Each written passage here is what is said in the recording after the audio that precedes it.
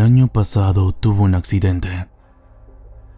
Había tráfico y me quedé atrapada 20 minutos.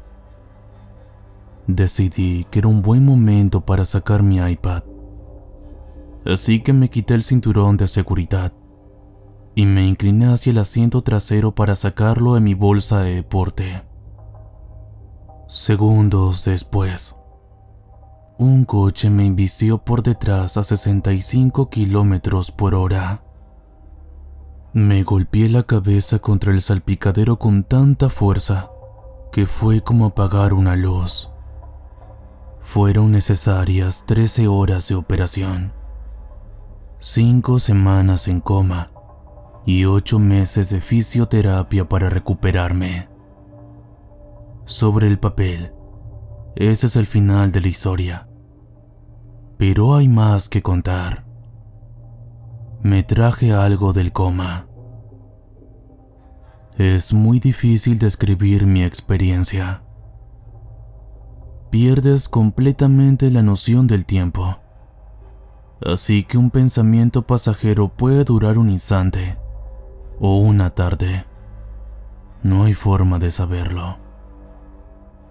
Puedes ser completamente consciente de todo lo que ocurre a tu alrededor y, sin embargo, no recordar nada de lo que te han dicho.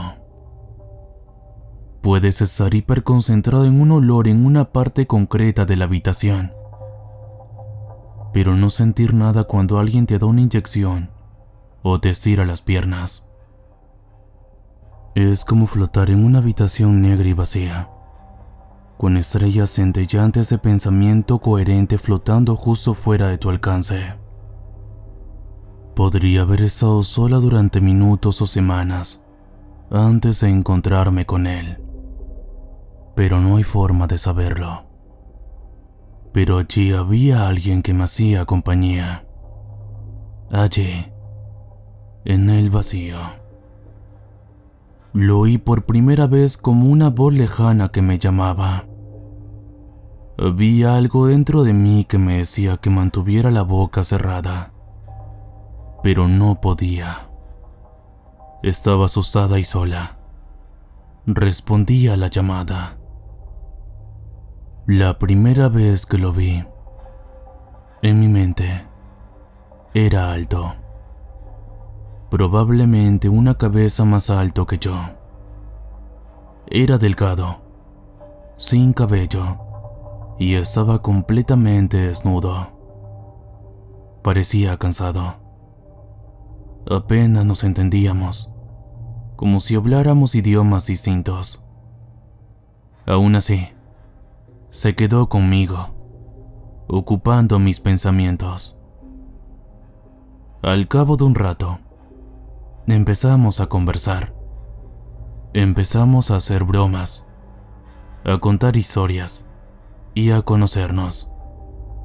De nuevo, podrían haber sido minutos, podrían haber sido semanas, y no recuerdo nada al respecto. Solo la sensación de tenerlo allí, de tener compañía en la nada. Aún así, algunas de sus palabras destacaron. Una vez dijo: no soy nadie. En muchos sentidos, no soy nadie. Y a veces, tú también lo eres. Así que lo llamé el nadie. A medida que pasaba el tiempo, me di cuenta de que había cometido un error. Mientras mi cuerpo luchaba por despertar, el nadie hacía todo lo posible por mantenerme a su lado un poco más. Quería un amigo y un compañero en la oscuridad, alguien a quien conocer y con quien compartir sus experiencias. No recuerdo lo que me dijo, pero recuerdo cómo me hizo sentir. Me hizo sentir pavor y terror existencial, como si hubiera algo que quisiera olvidar desesperadamente, algo que desearía no saber. Por suerte, no lo recuerdo. Gracias a Dios. Pero el nadie quería que lo supiera. No paraba de contarme cosas horribles, como si quisiera que simpatizara con su estado. Quería que me rindiera y me quedara allí, con él, pero no cedí. Estaba decidida a despertar y dejar todo eso atrás por muchos años que me quedaran de vida. Se frustraba, y con cada frustración cambiaba su forma. Sus dedos se alargaban, sus brazos se adelgazaban. Su cabeza se volvía pálida y alargada, su boca más redonda, como una sanguijuela. Los días buenos, parecía el mismo. Los días malos, tenía que esconderme, escuchándolo intentar percibir mis pensamientos en la oscuridad. Pero llegó el día en que por fin pude volver a sentir mi cuerpo. Las estrellas de aquel vacío se convertían en soles, y manchas de pensamientos se conectaban. Un dedo conectado a una mano, conectado a un brazo, ojos que se retorcían y giraban, intentando parpadear. En los últimos momentos del coma, luché tanto que todo mi ser gritaba el esfuerzo al vacío. O me despertaba, o me quedaba allí para siempre. Todo o nada. Al principio, fracasaba. Caía más profundo en el vacío. Luego, una oleada. El nadie me levantó y me llevó a la luz del pensamiento. Me desperté. Esas 5 semanas parecen un recuerdo turbio, una idea tardía, algo que he dejado atrás, pero no olvidado del todo. Aún me quedan ciertos recuerdos, claros como el agua, pero ninguno tan vívido como el del nadie. Si tuviera talento artístico, podría pintarlo de memoria. Podría distinguirlo entre una multitud de 100 personas. Podría haber oído una sola palabra en una sala abarrotada y reconocería su voz. Para mí, él estaba al frente de mi memoria. Aún lo está. Durante la fisioterapia, se lo comenté a mi enfermera. No se rió de mí, pero tampoco se lo tomó muy en serio. La gente tiene todo tipo de experiencias, argumentó. Algunos vuelven hablando idiomas diferentes, o creyendo que son otra persona. Para ti todo era real, pero aquí, en el mundo real, no lo es. Tú eres tú, y no hay nadie más. Intenta encontrar consuelo en eso. Por supuesto, lo intenté, pero no pude. Comenzó con el sonambulismo. No mucho, y no muy lejos, pero lo suficiente para preocuparme. Vivo sola, y despertarme de pie en medio de una ducha fría no es algo que recomendaría nunca. O despertarse con la boca llena de aceitunas, atragantándome con un grano. Me imaginé que era el resultado de mi daño cerebral. Se lo conté a mi médico, pero no le prestaron demasiada atención. Estaban más preocupados por los signos de fatiga y los mareos. Aún así, mi recuerdo de nadie era tan vívido que podía imaginarme viéndolo. A menudo tenía la sensación de que estaba justo detrás de mí, si me daba la vuelta lo bastante rápido. Entraba en una habitación oscura sabiendo que estaba allí, lo que me hacía temer encender las luces. Me quedaba mirando un espacio vacío, sabiendo que aparecería si no estaba lo suficientemente alerta. Lo esperaba a cada paso, en cada esquina. Era real, pero también sabía que era imposible que lo fuera. Entonces hubo un incidente. No fue malo, pero parecía malo. Estaba en una cafetería, pidiendo un café con leche y un bollo, cuando de repente me desmayé. ¡Bam! Se apagaron las luces. No recuerdo lo que pasó, pero la gente de la cafetería se asustó. Llegó la ambulancia. 2 personas me sostenían la cabeza con sus chaquetas. Me tomaron el pulso y la respiración. Y estaba bien. Solo estaba, ya sabes, con las luces apagadas. Las pruebas no fueron concluyentes. Claro que había algunas incoherencias, pero ninguna se salía de lo normal.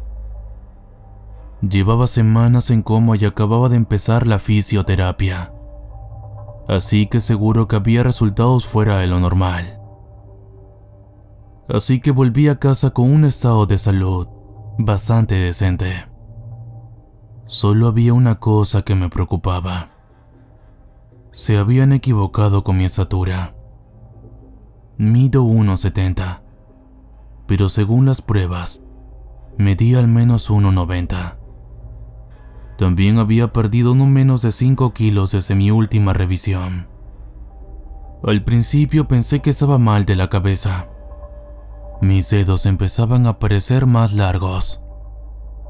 Estaba perdiendo un poco de cutis. Puse excusas para todo ello.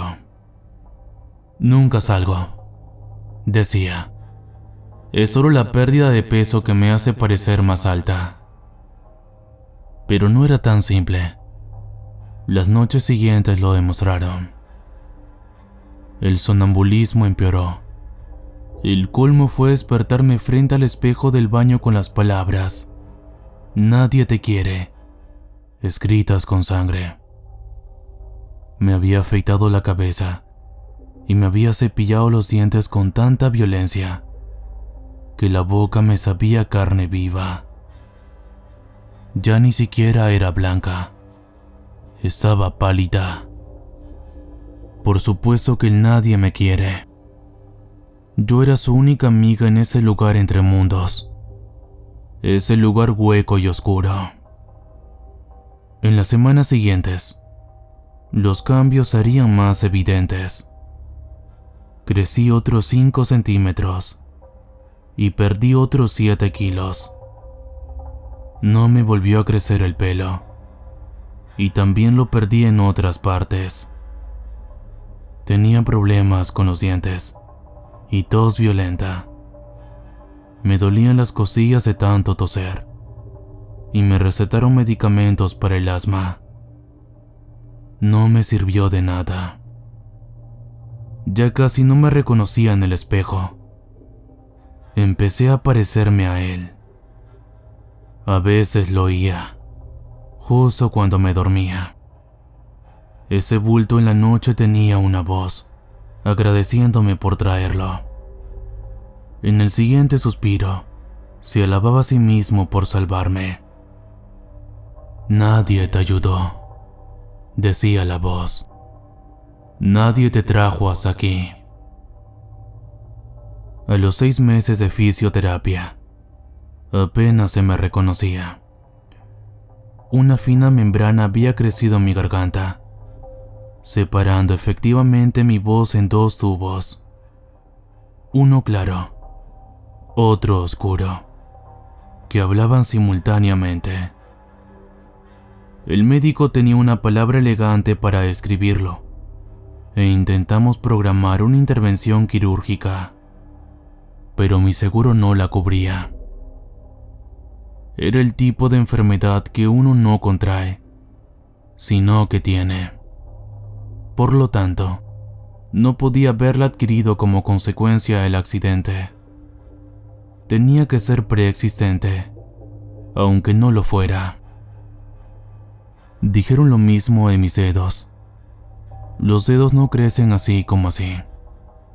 Podía mostrar literalmente la medida de crecimiento de un día para otro, pero no importaba. Mis caninos también crecieron. Me hacía un agujero en el labio inferior por la noche. No es que durmiera mucho de todos modos. Siempre estaba cansada. Temía irme a dormir, así que empecé a depender de las pastillas para dormir. En el mejor de los casos, tenía una noche sin sueños que durara 4 horas o menos. En el peor de los casos, me retorcía en un sudor frío durante 14 horas seguidas. La noche y el día flotan juntos cuando vives ese tipo de vida.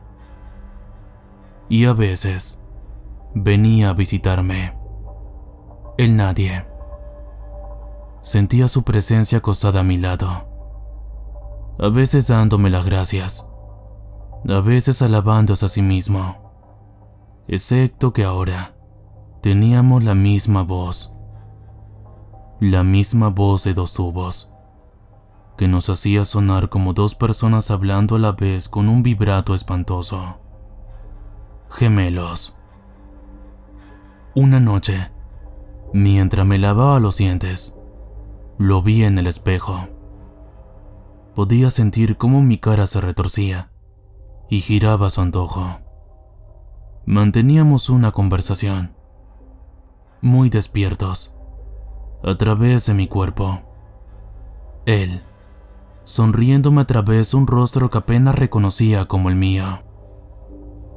Voy a parar, me hizo decir. Quiero que estés cómoda. Déjame en paz, le decía, en otro tono. Solo déjame. No, me reía. Estamos fuera. Somos libres.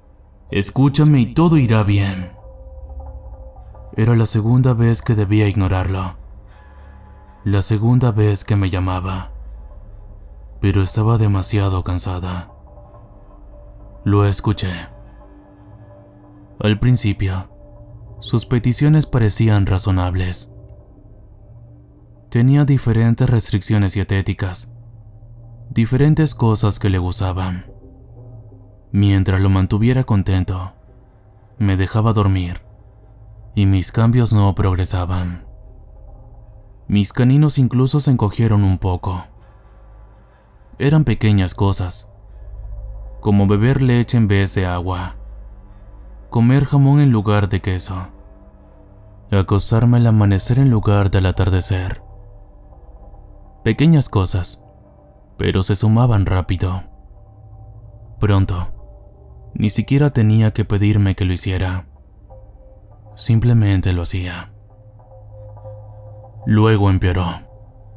Quería que diera largos paseos a medianoche, que me quedara dentro durante el día, que apagara las luces y cubriera las ventanas con sábanas, que comiera pechuga de pollo cruda, que comiera carbón, que comiera cucarachas, moscas y gusanos, dormir en una bañera llena de hielo, hecha un ovillo.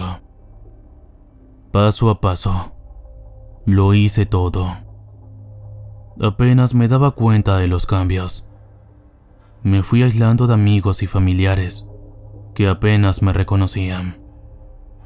Me había crecido una tercera tráquea y asomaban huesos por el costado de la caja torácica. Mis bostezos revelaban una boca el doble de grande que la que tenía antes. Intenté volver al médico, pero escuché el grito de nadie en mi cabeza. Acababa de bajarme el autobús cuando me detuve.